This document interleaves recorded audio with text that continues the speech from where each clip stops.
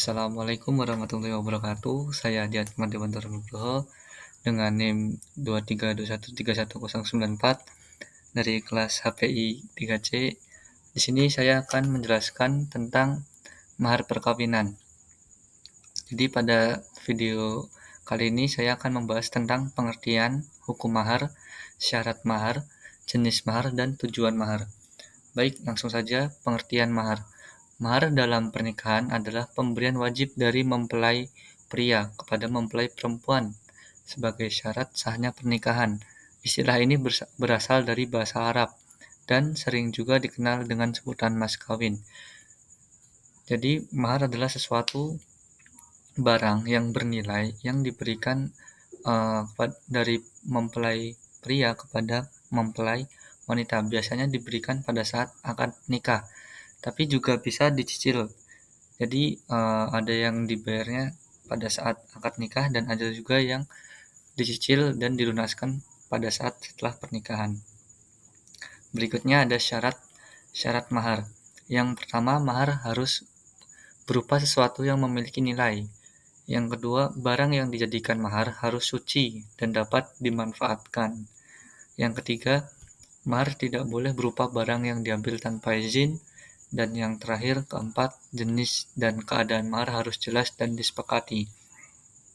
Jadi, mahar harus berupa sesuatu barang yang memiliki nilai dan bermanfaat. Jika barang mahar itu tidak bermanfaat, maka barang itu tidak dapat dijadikan sebagai mahar pernikahan. Yang berikutnya, mahar juga tidak boleh dihasilkan dari hal-hal yang diharamkan dalam syarak. Misalnya hasil pencurian, hasil judi online, hasil penipuan, dan lain-lain. Dan jenis mahar sendiri juga harus jelas keadaannya dan disepakati oleh kedua belah pihak. Nah, berikutnya hukum mahar. Hukum mengenai mahar telah ditetapkan dalam syariat Islam. Memberi mahar adalah kewajiban yang harus dipenuhi oleh suami dan tidak ada batasan maksimum untuk nilai mahar. Namun terdapat perbedaan antara ulama mengenai batas minimal pemberian mahar. Beberapa ulama menyatakan bahwa tidak ada batas minimal selagi barang tersebut bernilai. Dalam hadis juga disebutkan yang artinya sebaik-baiknya perempuan adalah yang murah mas kawinnya. Hadis riwayat Ibnu Hibban. Nah, di sini dapat kita simpulkan mahar yang baik adalah mahar yang tidak memberatkan mempelai wanita dan tidak mempermalukan mempelai wanita. Di sini juga konsep kufu sebagai salah satu syarat sahnya nikah menjadi acuan yang dimana jika seseorang mempelai itu sekufu atau sederajat, maka mahar yang diberikan bagi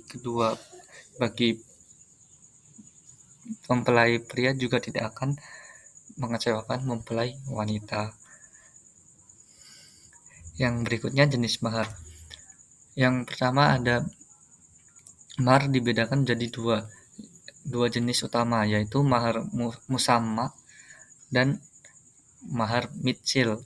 Mahar musamma adalah mahar yang telah ditentukan jumlah dan jenisnya saat akad nikah. Semisal uang tunai 10 juta, emas 10 gram, dan lain-lain.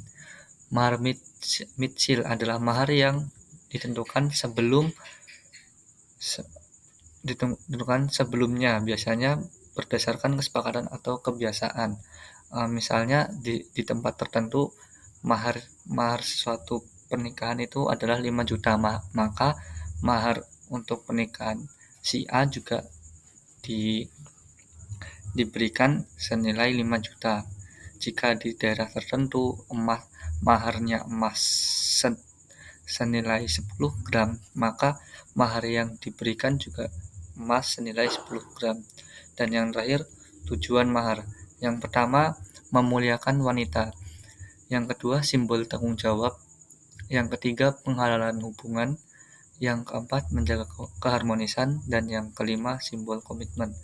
Mungkin cukup sekian video dari saya, kurang lebih saya mohon maaf. Wassalamualaikum warahmatullahi wabarakatuh.